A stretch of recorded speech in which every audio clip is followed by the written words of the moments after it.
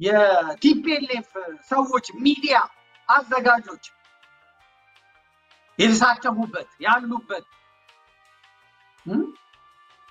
አማራ ላይ ያንን ክፍት አፉን ሲከፍቱ የነበሩ ልጋጋሞች የተሰለፉበት ቦታ አሁን ኢትዮጵያ አማራ ለደረሰበት መፈናቀል መሞት ከሌሎች ብሔረሰቦች ጋር ተስማምቶ እንዳይኖር እሾህ የሆነ ህገ መንግስት አምጥቶ የሰነቀረበት የደነቀረበት ለአማራ መፈናቀል ለአማራ ሞት ለአማራ መሰደድ ተጠያቂ የሆነ ለፍርድ የሚፈልገው አካል ጋር ቁጭ ብሎ አማራ ሰላም ይውረድ ሰላም ይምጣ የሚልበት ምንም ምክንያት የለም። ምንም ዋናው አርኪቴክት ይሄ ስብሐት ነጋ ባለበት እና አሉላ ሰለሞን ባሉበት የአማራን ትግል ደግሞ ትግል መሆኑን እንኳን አምነው የማይደግፉ ሞቱን የማይናገሩለት ስደቱን የማይናገሩለት መፈናቀሉን የማይናገሩለት ዘላለም ቲፒኤልኤፍን ለማዳን የሚደክሙ ስብስቦች ባሉበት ቦታ አማራ ነኝ ብሎ የአማራን ትግል ወክሎ ይሄ ጥያቄ ያስነሳል ደጋፊም ያሳጣል። አሁን ብዙ ሰዎች እየተነጋገሩ ያሉት አርበኛ ዘመነ ካሴ እኔ አርበኛ ነው ብለው እነሱ አቶ ነው ያሉት አቶ ዘመነ ካሴ ያሉት እነሱ ናቸው። አርበኛ ዘመነ ካሴ ተመሪዎቹ ስለሚሉት ነው የሚታወቀውም በዚህ ስለሆነ ነው የምናገረውም ለዚህ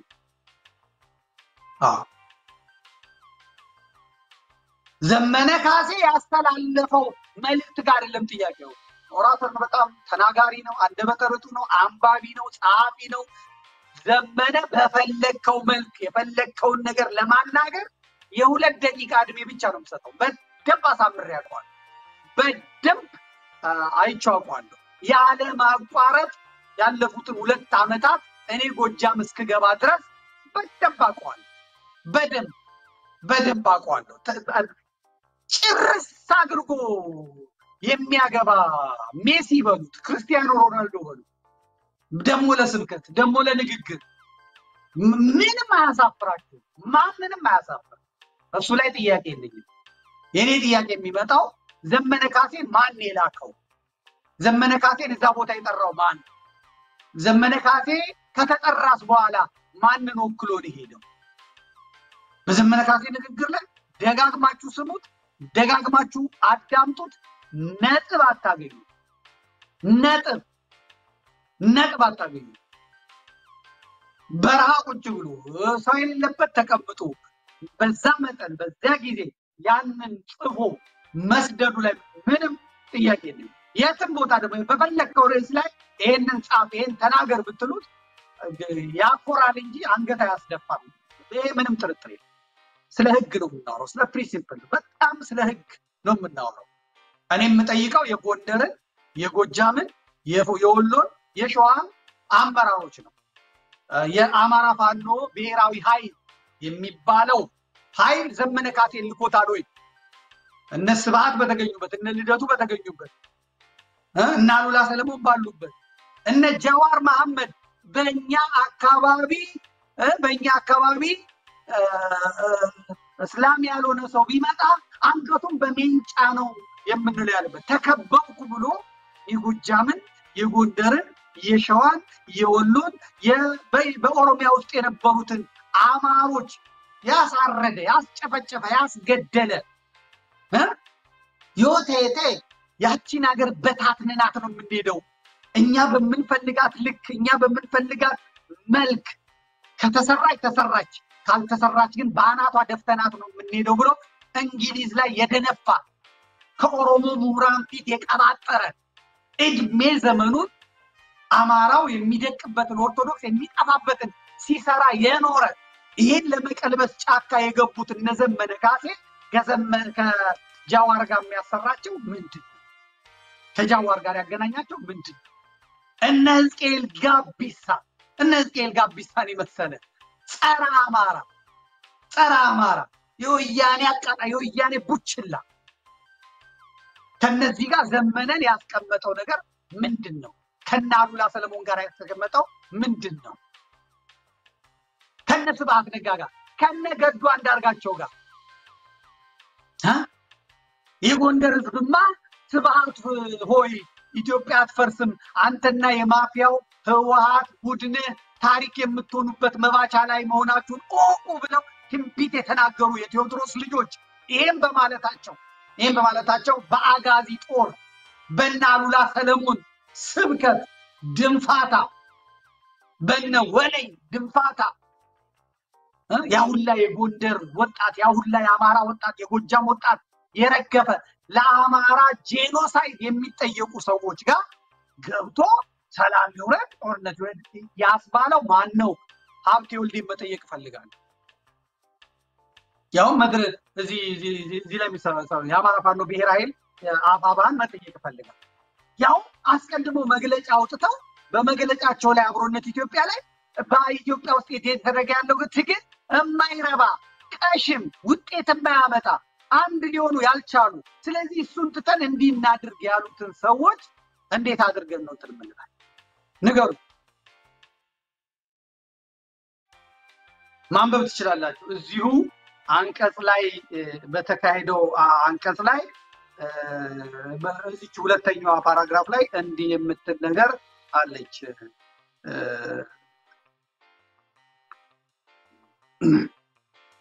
ማየት እንችላለን።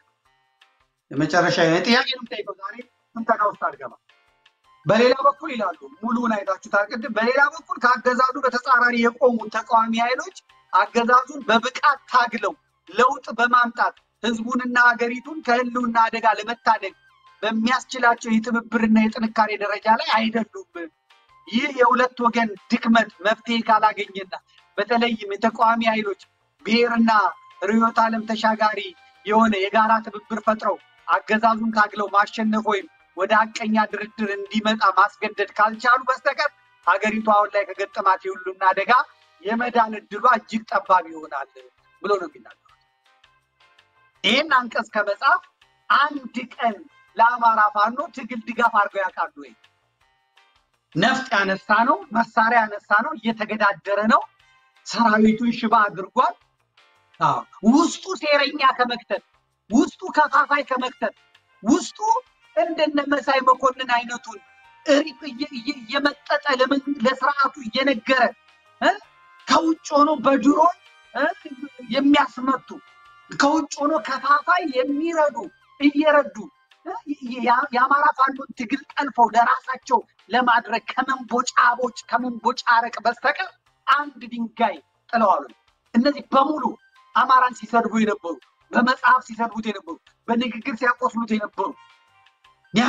የነበሩ ጥቅምት ላይ የነገርኳችሁ ሰዎች ተሰባስበው መጥተው ዛሬ የአማራ ፋኖን ትግል በመግለጫ ጀምር እንደማይረባ እንደማይጠቅም አድርገው ያወራሉ ማለት እንደውም ብለው መጥተው ህገ መንግስቱን ማክበር ነው ኢትዮጵያ ሰላም እንድትሆን ከተፈለገ ህገ መንግስቱን ነው እንትን ማለት ወያኔ ነው በቦታዋ መመለስ ያለባት ያ ካልሆነ ራሱ ጽፎ የደረሰው አማራን መግደያ አማራን ማጥፊያ ማሽን አምጥቶ እዚህ ጋር ዘመነን እንዲቀመጥ ያደረገው ማን ነው?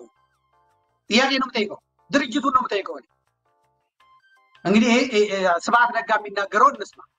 አዘጋጁ ቴዲ ሪዮ ትግሬ ነው። ልደቱ ዘላለም የቲፒኤልኤፍ ደጋፊ ነው። ከናቦይ ስብሐት ጋር ሲል የኖረ ነው። ሌሎቹም የምታውቋቸው ናቸው። ኢትዮ ኒውስ ኢትዮ ምልክት የምታውቋቸው ናቸው። ለበቃሉ አላምረው ለማንተስ የምታውቋቸው ናቸው። ይሄ ሁላ አፍቃሪ ወያኔ በተሰበሰበበት ሚዲያ ላይ ምንድነው ዘመነ ካሴን ያመጣው ድርጅት ነው?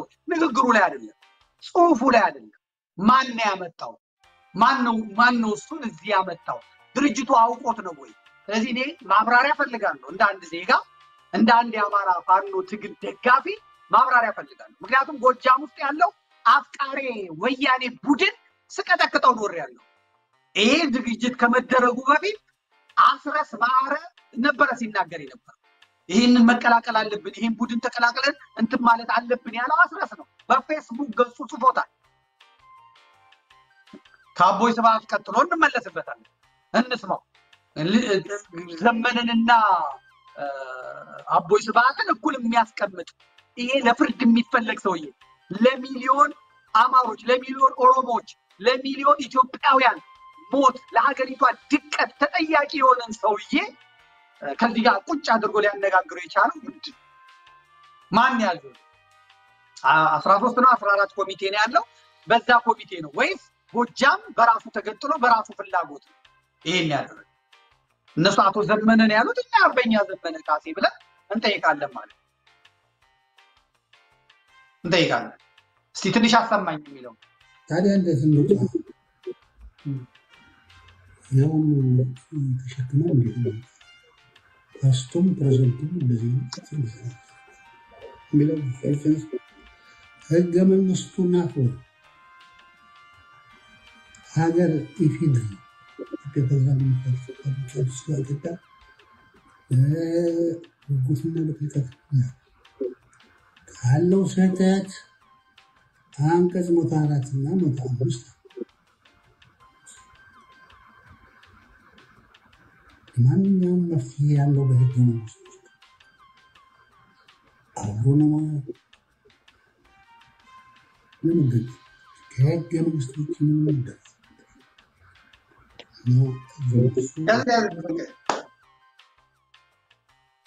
የወያኔን ማኒፌስቶ አማራን እንደ ህዝብ ያልወከለ አማራን እንደ ህዝብ የማያውቅ አማራን ለዚህ ሁሉ ስደትና መከራ የዳረገ ይሄንን ህገ መንግስት መልሰን ቦታ ወያኔን ካላመጣን ከሚል ኃይል ጋር ምንድነው የጎጃሙ ኃይል አብሮ እንዲሰለፍ ያደርገው አብሮ እንዲቆም ያደርገው ንግግሩ አሪፍ ነበረ በጣም እኮ ነጥብ አስጥሎ ነው የወጣው እሱቶ መጀመሪያ የህግ ጉዳይ መጀመሪያ የስርዓት ጉዳይ መጀመሪያ የድርጅት ጉዳይ ነው የሚነሳው አሉበት ሀብቴ ወልዴ ወጥቶ እንዲናገር ድርጅቱ አቋም እንዲይዝ ፈልጋል የወሎቹ የሻዎቹ እንዲናገሩ ፈልጋል እዚህ ላይ ያኔ የተሾሙት ሰዎች እነዚህ ናቸው በስም ማየት እንችላለን አንደኛ የመስራች ድርጅቶቹ አባላትና ሰራዊት ለማዋሃድ ጊዜ በማስፈለጉ ድርጅቱ አመራር በመቀየር ሂደት የመስራች ድርጅቶችን አመራርና አባላት ተሳትፎ ከፍ ለማድረግ ሲባል ትጥቅ ትግሉ ከሚደረግበት የቀጠና ስፋት አንፃር የጋራ አመራር በማስፈለጉ እንዲሁም ሌሎች በኢትዮጵያ ውስጥ ያሉ የፋኖ አደረጃጀቶች የድርጅቱ አካል የሚሆኑበት እድል ለመፍጠር ሲባል ድርጅቱ በማዕከላዊ ኮማንድ እንዲመራ ተወስኗል በመሆኑ 13 አባላት ያሉት ማዕከላዊ ኮማንድ የተቋቋመ ሲሆን አባላቱም አንደኛ አርበኛ ዘመነ ካሴ አርበኛ ሀብቴ ወልዴ አርበኛ ምሬ ወዳጆ አርበኛ ደሳለኝ ሲያስብ ሸዋ የአራቱ ግዛት የአርበኛ መሪዎች ማለት የፖለቲካ ኃላፊዎች አርበኛ አስረስ ዳምጤ ማረ ዳምጤ አርበኛ ሄኖክ አዲሴ ጀነራል ተፈራ ማሞ አርበኛ ዝናቡ ልንገረው አርበኛ ድርሳም ብርሃኔ አርበኛ አስቻለው በለጠ አርበኛ ሳሙኤል ባለድል አርበኛ ማርከው መንግስቱ አርበኛ አከበር ስመኘው የሚባሉ እነዚህ 13 የድርጅቱ አመራር በመዋቀር የአማራ ፋኖ ብሔራዊ ኃይል አፋባ ይሄን አድርጓል ማለት ነው በእነዚህ እውቅና ነው ወይ ዘመነ የመጣው ሌላ ጉዳይ እዛ ሄዶ ጸሎት ማድረግ ይችላል ዘመነ አሁን ዘበሰማያት ይተቀደስ ስምከ ብሎ ወይም ሰላም ለኪ ጸሎተ ማርያም ማድረስ ይችላል ውዳሴ ማድረግ ይችላል ከፈለገ ደግሞ እኔ ነኝ እንጂ የበላይ ብላ ብሎ መፎከር ይችላል መስፈን ይችላል እዛ ሄዶ ጆክ አውርቶ መምጣት ይችላል እዛም መብቱ ያ ዘመነ ባደረገው ነገር ላይ አይደለም ያውም የማይቀበሉት ጃዋር ነው ዘመነን የሚሰማው የሚቀበለው ጃዋር እንትና አላ ሰለሞን ነው ዘመነን የሚሰማው ስለምንተዋወቅ ማለት ያ ጥያቄው የአማራ ፋኖ ብሔራዊ ኃይል መልኩ ተርሽቷል ከመጀመሪያው ጀምሮ ሲባል የነበረው ነገር ገንግኖ መጥቷል ከመደረጉ በፊት አሁን ስለተቀጠቀጠ ወደ ኋላ የሄደው እሱ ወደ ኋላ ቀርቶ ይሄን ጽፏል አስረስ ማረ በፌስቡክ ገጹ ላይ እንግዲህ ፌስቡክ ገጹ ክፍት ከሆነ ማንም ከማይናገርበት አንዱ አስረስ ነው የአብይ አህመድን የግፍ አገዛዝ እንዲያበቃ በማንኛውም መንገድ መታገል ያስፈልጋል ነገ ቅዳሜ ግንቦት 30 2017 ዓ.ም በአብሮነት ኢትዮጵያ አዘጋጅነት በተሰናዳው የበይነመረብ የተቃውሞ ትዕይንት ላይ ማገዛዙ ላይ በጋራ ተጽዕኖ እንድናሳርፍ ይጠበቃል። በተደራጀና በታቀደ መንገድ የሚከናወን የማህበራዊ ሚዲያ ዘመቻ ለትግሉ ከሚያስፈልጉ ስልቶች መሃል አንዱ ነው። የአብይ አህመድ አገዛዝን ለመጣል አፈሙዝ ብቻ በቂ አይደለም። በጠላት ላይ የምንተኩስበትን ዓላማ ለህዝባችንና ለዓለም ደጋግመን መንገር ያስፈልገናል። አገዛዙ የሚታገለን እጁ ላይ ባለው ነገር ሁሉ ስለሆነ እኛም እጃችን ላይ ባለው ማንኛቸውም ነገር እንታገለዋለን። ይኸው የበይነ መረብ የተቃውሞ ትዕይንተ ህዝብ ርዕዮት ሚዲያን ጨምሮ በሚዲያዎች በኩል በቀጥታ ስርጭት ይተላለፋል። የአብይ አህመድን አገዛዝ የምትቃወሙ ሁሉ የተቃውሞ ትዕይንተ ህዝቡ አካል እንድትሆኑ ጥሪ ተላልፎላቸዋል። በዚህ ዕለት አርበኛ ዘመነ ካሴም መልእክት ያስተላልፋል ብሏል። እንደምን ሆኖ ነው የሚያስተላልፈው? የአማራ ፋኖ በጎጃም አሁን የለም። የአማራ ፋኖ በወሎ የሚባል የለም። የጋራ አመራር ነው ያለው። ድሉ ውድቀቱም የሚዘገበው በጠቅላላ መንፈስ ነው። የአማራ ፋኖ ብሔራዊ ኃይል አፋብኃ ተብሎ ነው እንትን የሚባለው። ምንድነው ዋናው የተፈለገው? ምንድነው? በጎጃም ታስረው የነበሩትን የትግሬ ጀነራል ኮሎኔሎች፣ የትግሬ የጦር መሐንዲሶች ፈቶ የለቀቀው ይሄ ጎጃም ኃይል ነው። የና አስረስ ማሬ ቡድን፣ የና አርበኛ ዘመነ ካሴ ቡድን በጎጃም ሰው ሲጨፈጭፍ፣ ወጣቶች ሲጨፈጭፍ ቆይቶ በደም የተያዘውን ኮሎኔል ኪሮስ ምናምን የሚባለውን ፈቶ የለቀቀው ይሄ ጎጃም ኃይል ነው። የአስረስ ማሬ ቡድን ነው። አርበኛ ዘመነ ካሴ ቃል በቃል ያለኝ እኔ ምን እንዴት እንደለቀቁት አላቅም፣ እንዴት እንደጠፋ አላቅም። እዛ ኩሶ የሚረባ አይደለም፣ ሲጋራ ሲያጨስ ካቲካላ ሲጠጣ የሚውል ነው አሉ ዘመኔ ነው ያለ። አስረስ ማረም እንደዛው ነው ያለ። ሌሎችም ለማን ሞላ ባለው እንደዚህ ሁሉም ያሉኝ አንድ በራሳቸው በድምጻቸው የላኩልኝ እጄ ላይ ነው ያለ። ይሄ ብቻ አይደለም። አስረስ ማረ በወልቃይት የተጨፈጨፉትን አማሮች በተመለከተ ያ የኔዘርላንድ ጋዜጠኛ ሲጠይቀው ያኛው ፋኖ ሌላ ነው፣ እኛ አሁን አዲስ ፋኖ ነን ብሎ በዛን ጊዜ ሌላ ፋኖ ያለ አስመስሎ የወያኔን ጨፍጫፊነት ለማስመለጥ ነው የሰራው። ይሄን ቃል በቃል አስረስን ስጠይቀው ለምን እንደዚህ ያደረከው ሲል ከእንግሊዝኛ ቋንቋ ከቋንቋ እጥረት ነው ማለት ሆም ብሎ ያደረገውን በቋንቋ እጥረት ነው። ወያኔ ከዚህ በኋላ ብትመጣ አንዲት ጥይት አንተኩስባትም ብሎ የተናገረው ይሄ ቡድን ይሄ ቲም ነው። በአማራ ላይ ጄኖሳይድ አልተፈጸመም ያለው ማርሸት ፀሐይ ነው። ይሄን ያለው በአማራ ላይ ጄኖሳይድ አልተፈጸመም ብሎ የአማራ ታጋይ ነኝ ብሎ የተቀመጡት ጎጃም ነው ያሉት። የአማራ ፋኖ በጎጃም አመራሮቹ ሊፈተሹ ይገባል። አሁንም በአመራሮቹ ውስጥ ኢዜማና ራሱ የግንቦት ሰባት ጥርቅም ይጣላል። አርበኛ ዘመነ ካሴ ለላንቲካ እንዳስቀመጡት ይሰማኛል። እንደዛ ነው የሚሰማኝ። የታሰረ ልክ እንደ መከታው የታሰረ ነው የሚመስለኝ። አሁን ደፈር እያልኩ ስለሚሄድ ማለት ወደፊት ጠንከር እያልኩ ሄዳለሁ። ጓ ከተባለ ጓ የሚለውን ነገር እየለከኩ ሄዳል። ይሄ አመራሩ ሊጠይቅ ይገባል። ይሄ መንግስቱ አማረ ማለት ኢዜማ ነው ሲጥሮ የነበረው ታስታውሳላችሁ ሁላችሁ። ኢዜማ ነው የውን ባህር ዳር ዙሪያ ያስቀመጡት። የኢዜማ ተወዳዳሪ የግንቦት ሰባት ሰው ነው። ኧረ ተው ይሄን ሰውዬ ስል ምንም አላሉ። ራሱ ለዘመነ ነግሬዋል። እንዴት ነው ይሄን ሰውዬ ያመንከው ብየዋል። አሁን የጎጃምን ፋኖ ትግል ኤርትራውያኑ ሸፕ አድርገው ይዘውታል። ኢዜማዎች ግንቦት ሰባቶች ዘበለ በአዴን ይዞታል። ኦሮሞማ ይዞታል። ማን ያልተከበረበታል። የስልክ ጥሪው ተጠልፎ የሚወጣው የነሱ ነው፣ የሚበተነው የነሱ ነው። ጭራሽ ማናናቃቸውን ሲያዩ አቶ ብለው ተውት። አቶ እሱ ብቻ ፖስተሩን እንኳን ሲሰሩ እሱን መሳሪያ ሲይዘው ነው ያሰቡት። ዘመነ ካሴን ማለት ሰላም ይውረድ ጦርነት ይብቃ ብለው አቶ ብለው ጠርተውት ስንት በሲቪል ልብስ የተነሳው ፎቶ እያለ ደብረጽዮንን በሻርፕ እንትናን በምናምን አድርገው በሌላ ፎቶ ነው ያስና አቶ ዘመነ ካሴ ብለው ያሉትን እሱን መሳሪያ ሲሆን አምጣልኛም ፎቶ ሁሉም ያሉበትን ተመልከቱ። ጃዋር መሐመድ ከነሱፉ ነው የመጣው። ደብረጽዮን ከነሻርፑ ነው የመጣው። ጃልመሮ ከነ እንትሩን ያረጉት ከዛ ዘመንን መሳሪያ አስታቅፎ ነው ያረጉት ይጫወቱበታል አስረስ ማረ ነፍስ አይማር እነ ልደቱ አያሌው እነ ገዱ አንዳርጋቸው መጣው እንትን ለማለት ይፈልጋል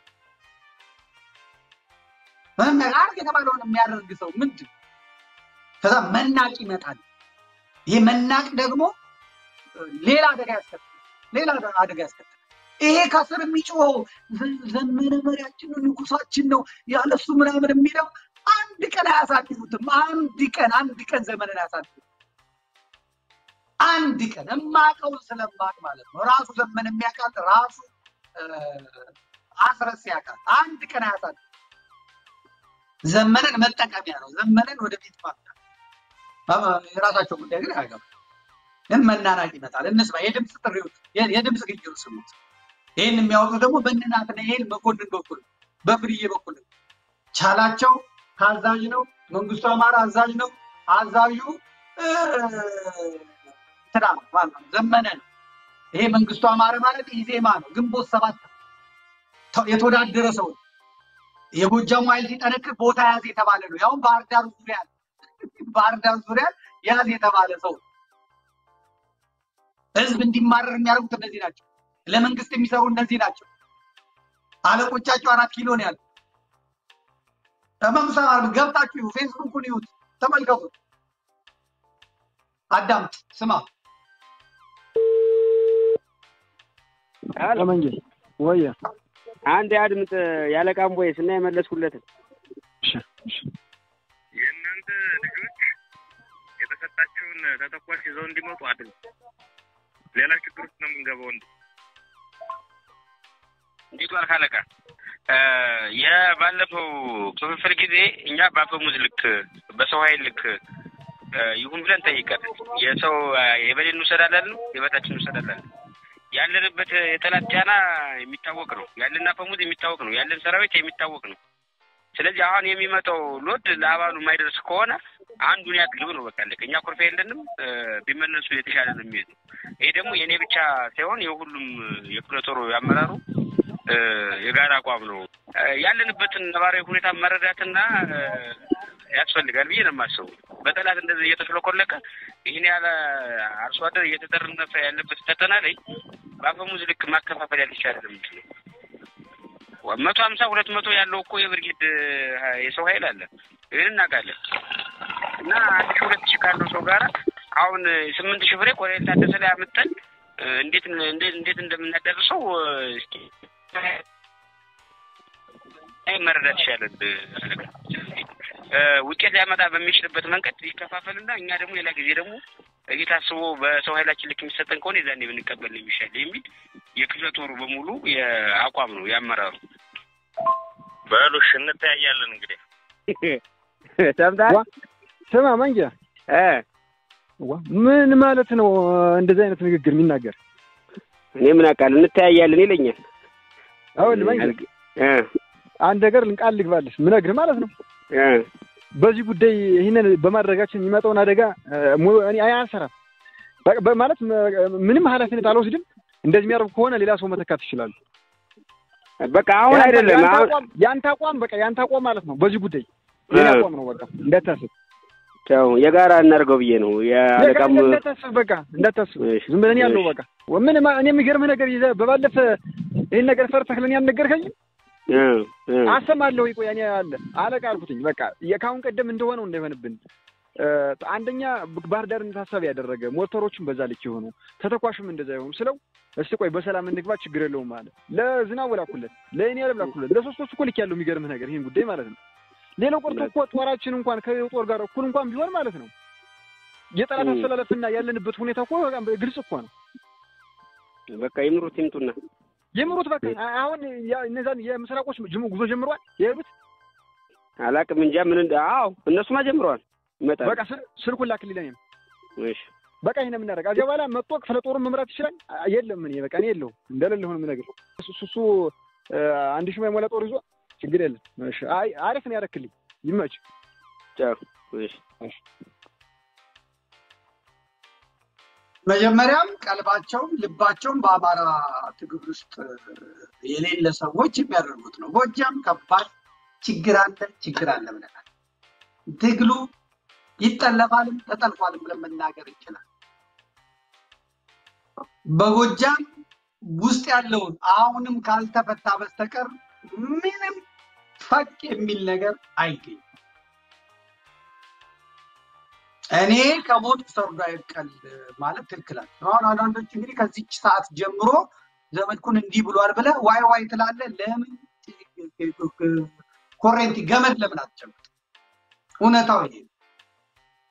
እውነታው ይሄ ማን ነው እንዴት ነው የገባው እንዴት ነው የመጣው እዚህ የሌሎቹ የአማራ ፋኖች ውሳኔ አለበት ወይ የድርጅቱ ውሳኔ አለበት ወይ ሂድ ለማለት አንተ ቀርበ እንዲህ ማድረግ አለብህ ለማለትም አለ ወይ መጀመሪያ ዲሲፕሊን የሚባል ነገር አለ ስርዓት የሚባል ነገር አለ መጠርነፍ የሚባል ነገር አለ ምን አለ አሁን እዛ ውስጥ ገብተው ሰዎች ገብተው ብራቮ ዘም ያሉ ምናምን ብለው ያቺን የላይክና የምናምን አይተው ህዝቡ እንዴት ደስ እንዳለው ምናምን ህዝብ ማለት ማህበራዊ ሚዲያ ላይ ያለው የሚሰራብን ማወቅ መቻል አለበት